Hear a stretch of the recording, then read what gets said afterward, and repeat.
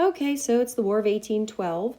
This is the work file that was attached to December 4th's Schoology page. You need to download this and save it in a place that you know where it's going to be and it's easily accessible.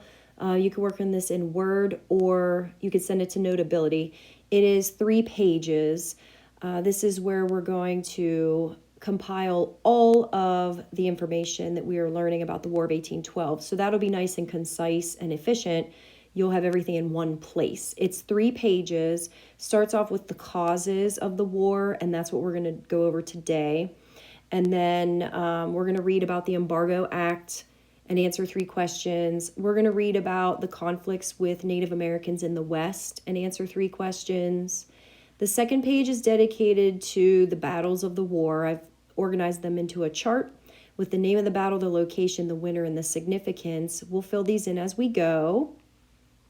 The third page starts off where we're going to list significant people that contribute to this war in some way.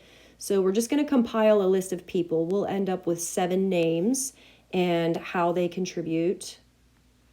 And then how did the war end and what were the effects?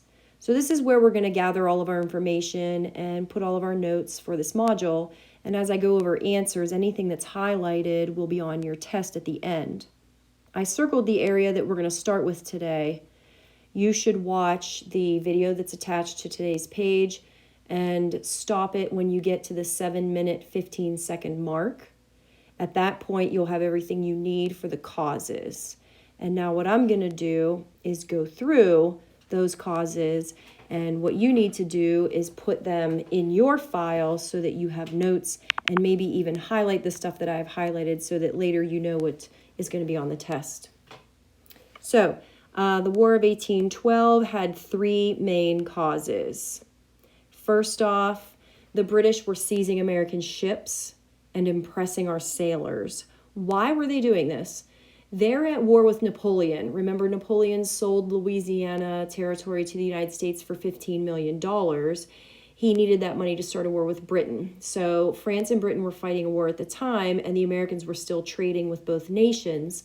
The British don't want us to be trading with France because, of course, that helps their war effort. So they start intercepting our ships and seizing everything on them and even kidnapping the sailors that are on those ships and forcing them to join the British Navy.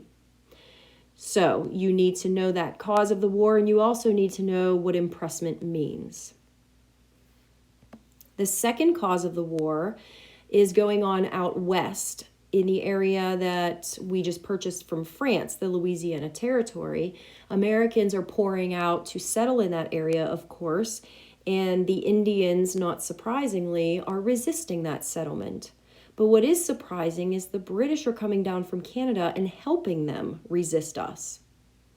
So they are giving them guns, they're helping them organize, they're training them. And we see this as an act of war because we feel we legitimately purchased that territory from France and we have every right to go settle on it. And another nation should not be stopping us. So those are both definitely acts of war that we feel legitimize a declaration of war. And then thirdly, we have some Americans in this country that just wanted to take over Canada.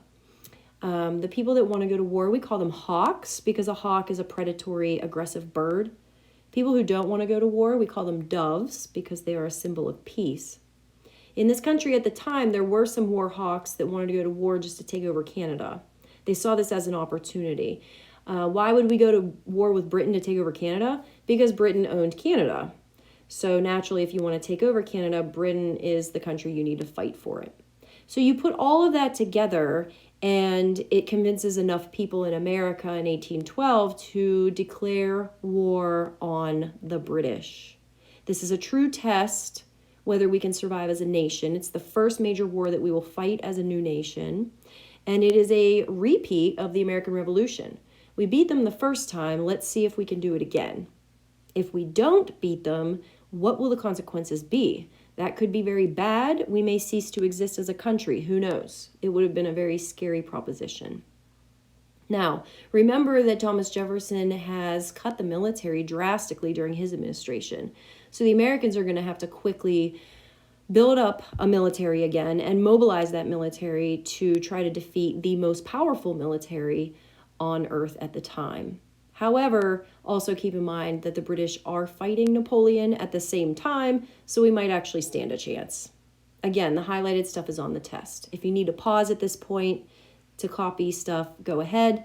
I am going to move on, though, to the significant people. So what you want to do is scroll down to the third page of your work file. We are going to start our list of significant people with James Madison. James Madison was the first American president to declare war. According to the Constitution, a president cannot declare war alone. He has to ask Congress for a declaration of war. He's commander-in-chief of the military, so obviously he would be involved. But in order to exercise separation of powers and checks and balances, the Constitution has it set up that Congress is actually the only governing body that can declare war. So he asks them to do so, and they agree. They do it. It is not unanimous, but Congress at that point was dominated by Democratic Republicans, and he is a Democratic Republican, and they tend to be the party that want to go to war with Britain. The Federalists do not want to go to war with Britain for the most part, so they would be the dissenters. And that's it for the causes, and that gets us started on our significant people. Next week, we will move on in our work file, so make sure you have this saved somewhere where you can find it and access it easily and keep adding to it.